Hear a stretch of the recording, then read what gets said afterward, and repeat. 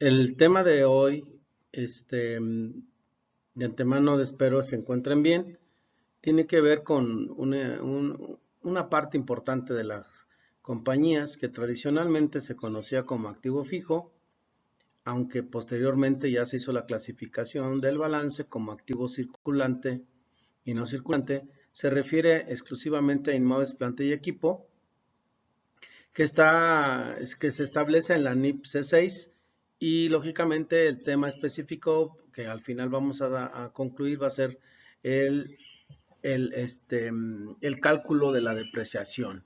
Entonces, este sería el, el, el, el tema: inmuebles, planta y equipo y depreciación. Eh, Se define inmuebles, planta y equipo como son aquellos bienes tangibles que la entidad o empresa los adquiere para usarse, disponer de ellos, ya sea en la producción, en la compraventa de bienes, prestación de servicios, y lógicamente tiene la característica principal que se pretenden usar más de un año. De alguna manera se dice que el costo se recupera a través del tiempo porque pues, nos va a traer beneficios económicos futuros, ¿sí?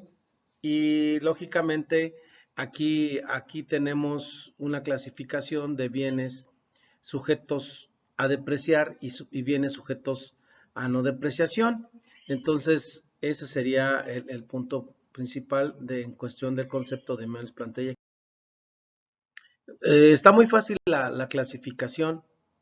Se considera el terreno como un bien sujeto a no depreciación, debido a que inclusive a través con el tiempo se incrementa su valor. Es decir, de alguna manera, a veces las condiciones del lugar donde está se urbaniza o se mejora todo, banquetas y todo, entonces o la plusvalía empieza a subir, entonces el terreno es el único activo, en este caso sujeto a depreciación, que no se en cuestión de inmuebles, planta y equipo.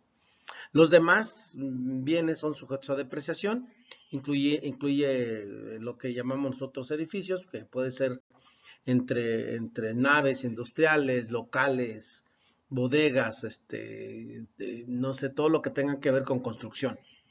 Eh, Todas las máquinas y equipo que hay, que son infinidad, dependiendo de las características de la empresa, entran aquí también en esta clasificación. Todo lo que es equipo de transporte, aquí también existe una variedad tremenda que puede ser desde camionetas, tractores, vehículos, aviones, ferrocarriles, etcétera, todo lo que tenga que ver dependiendo de la empresa. Equipo de oficina, pues se considera el mobiliario, como escritorios, como sillas secretariales, entre credencias, entre otros. Y lógicamente el equipo de cómputo, un activo que se deprecia más rápido, en 3 años, un tercio, en el cual pues, lógicamente entran las computadoras, entran las impresoras, entre algunos otros equipos, ¿no? Entonces, aquí lo valioso sería que todo lo que se considere de la empresa, que es inversión a largo plazo, en el caso de bienes, se deberá registrar con inmuebles, planta y equipo, ¿sí? Será, será tan importante considerar la inversión en bienes como tal, porque de alguna manera no, si adquieren, hay otra vertiente donde de pronto dices, pues adquiero el bien y lo mando a gastos, ¿no? Porque aquí no es lo mismo mandarlo a gastos, porque se deduce automáticamente a que se mande a inmuebles, planta y equipo, porque a través del tiempo se va disminuyendo su inversión. Algunos conceptos básicos de este concepto o de este tema tienen que ver precisamente con el costo de adquisición, o también denominado monto original de la inversión, el valor de rescate, la vida útil, lo que nosotros consideramos el valor neto en libros. Hay un término muy peculiar que apareció cuando se modificó la NIF, en este caso es componente. el término por sí solo depreciación y el valor a depreciar o monto a depreciar. Es fundamental que nosotros como parte de este tema conozcamos todos estos términos para poder depreciar adecuadamente y de alguna manera hacerlos de manera consistente dependiendo de las características de la empresa, ¿sí?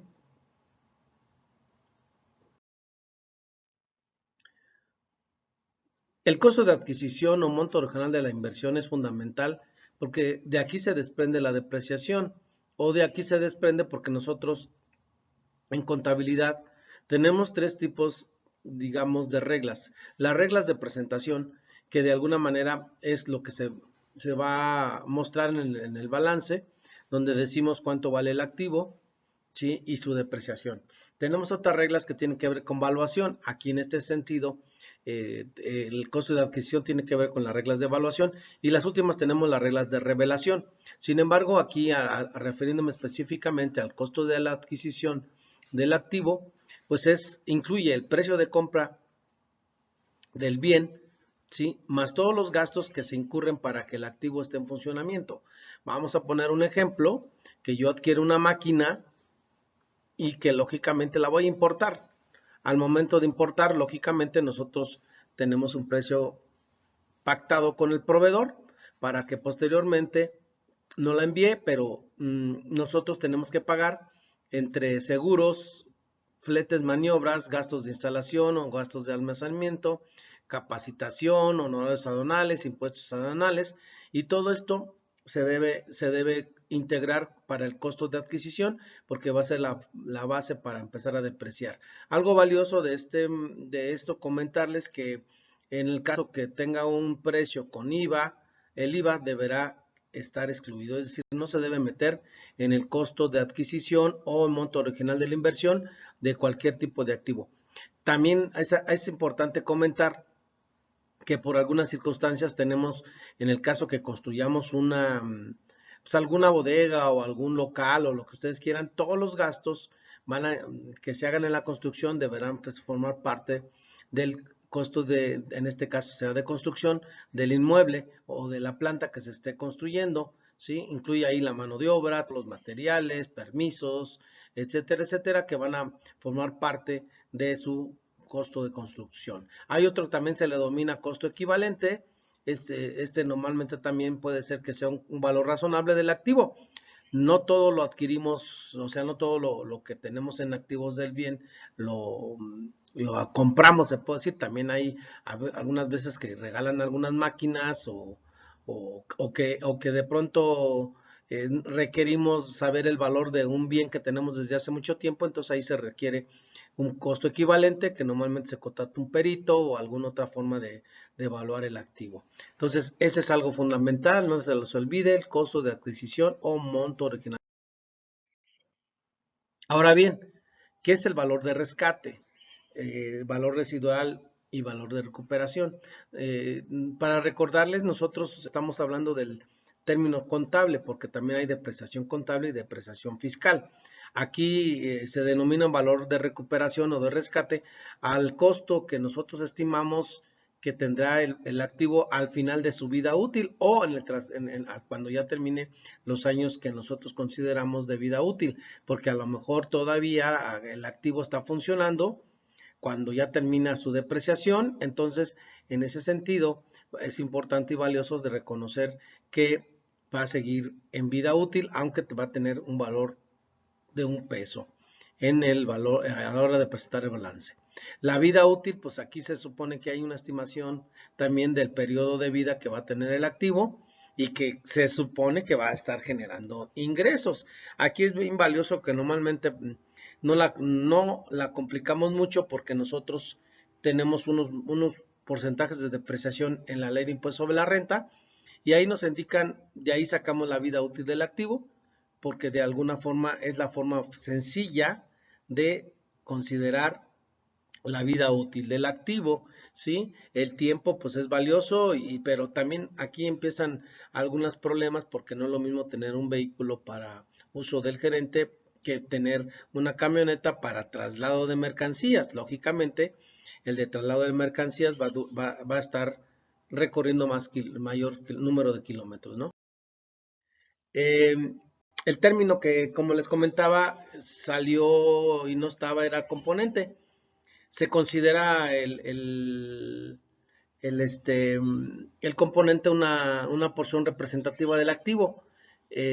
Puede ser una unidad solita o puede ser considerado en varios componentes, es decir, un activo o un bien puede tener varios componentes o uno solo. Por ejemplo, en el caso de la computadora, a lo mejor tenemos el monitor, tenemos el CPU y lógicamente todo eso lo puedes poner que son dos componentes, aunque lo puedes integrar en uno solo.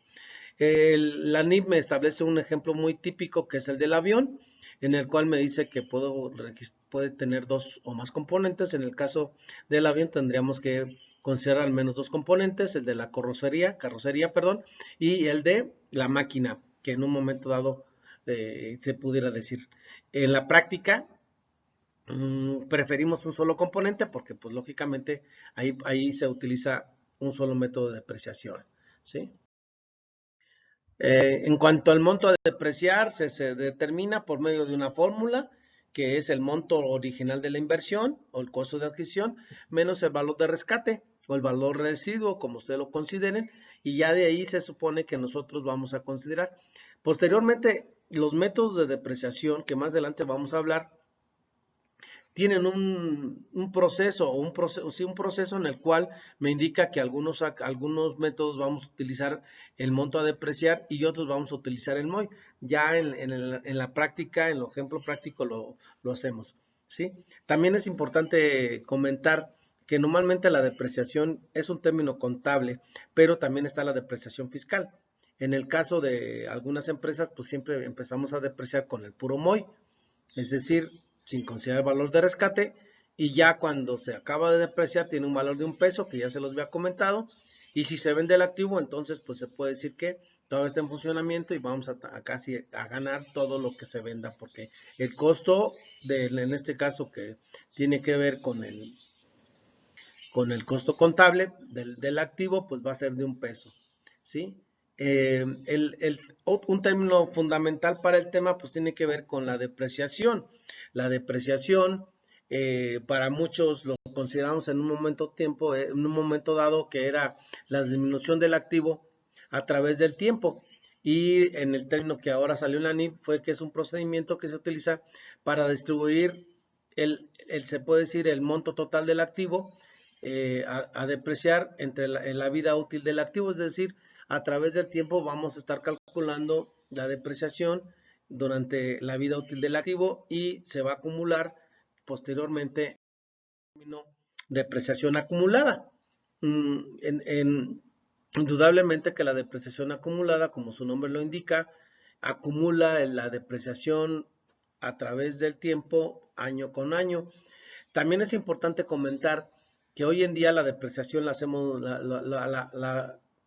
se calcula en forma mensual y lógicamente, o al menos al año, una vez al año, que nos va a servir para, lógicamente, disminuir los impuestos, pero también para ver cuánto tiempo o que el activo cuánto tiempo lleva depreciado, o también se considera el valor neto en libros, ¿sí? Que de alguna manera se va a considerar el valor neto en libros, que es el costo de adquisición menos la depreciación acumulada. Y algo también fundamental aquí es el porcentaje de depreciación, que tiene que ver con cómo se calcula. Pues en ocasiones ya sabemos cuál es el porcentaje de depreciación. Si me dicen que es el 20% y quiero calcular su vida útil, simplemente agarro el 100% entre 5 años y me va a dar el 20% de depreciación, o al revés. Si te doy la vida útil y te digo que va a depreciarse en 10 años, entonces tú tienes que dividir 100% entre 10 y te va a dar 10%. O sea que los ejercicios se pueden trabajar por medio de vida útil porque hay fórmulas de depreciación y lógicamente al final vamos a ver que lo importante y básico es reconocer la depreciación. Quizá me faltó comentar o aquí en las láminas cómo se calcula el porcentaje, más bien el valor neto en libros, que representa lo que se va quitando, lo que va quedando valor contable, es decir, el costo de adquisición o MOI menos la depreciación acumulada me va a dar como resultado el valor neto en libros, que lo vamos a ver ya posteriormente en los ejercicios, porque vamos a hacer una tablita por individual, porque es indudable que tenemos que llevar una depreciación por cada activo. Si tenemos 50 camionetas y aunque la hayamos comprado el mismo día y con el mismo valor, cada una de ellas representa una depreciación, porque al final de cuentas se tiene que considerar en forma individual, ¿sí? Porque puede tener que esa camioneta sea robada y tenemos que saber qué valor tiene o qué depreciación acumulada tiene. Ahora, ahora bien, los métodos de depreciación que se utilizan, que también era algo importante, anteriormente no estaban hasta que se reformó la NIF, en este caso, habla de 4 métodos. De alguna manera, los más utilizados los vamos a considerar nosotros en la práctica. En este sentido, quizá el primer método de actividad que aparece en la lámina, se puede decir que sí se utiliza, pero muy poco, ¿no? Se refiere a unidades de producción no de uso o de horas trabajadas. ¿Qué significa? Que el activo también puede ser por kilómetros, puede ser por unidades de producción, o sea, cuántas unidades se produjo, o cuántas horas se trabajó la máquina, o cuántos kilómetros recorrió el activo. O sea, aquí tendrás que estimar en términos generales cuántos kilómetros va a recorrer la camioneta para poder hacer este tipo de métodos de actividad. El método más utilizado, lógicamente, es línea recta, ya que aquí ya me da el porcentaje de depreciación o pongo la vida útil.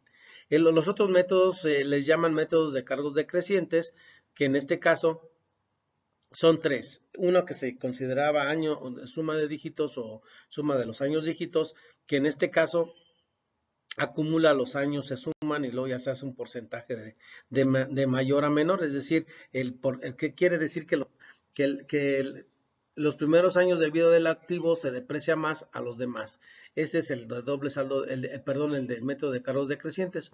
El de doble saldo decreciente lo que hace es multiplicar el 2 o doble por el de línea recta. Quiere decir que si por línea recta deprecio el 20%, por doble saldo se va a depreciar 40% anual, ¿sí? Al igual del saldo con declinación al 150, simplemente agarras el 20% de línea recta por 1.50 o por 150%, me va a dar el 30%.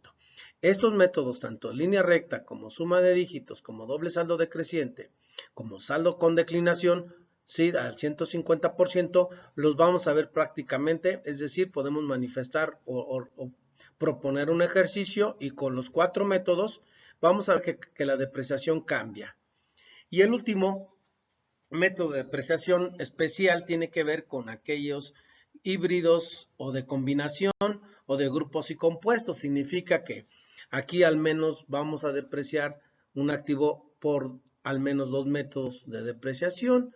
No es muy recomendable o no es muy práctico porque tendremos que llevar un control dependiendo de lo que se está haciendo. Es como por la depreciación por componentes, donde en el caso del avión vas a depreciar por, por línea recta a lo mejor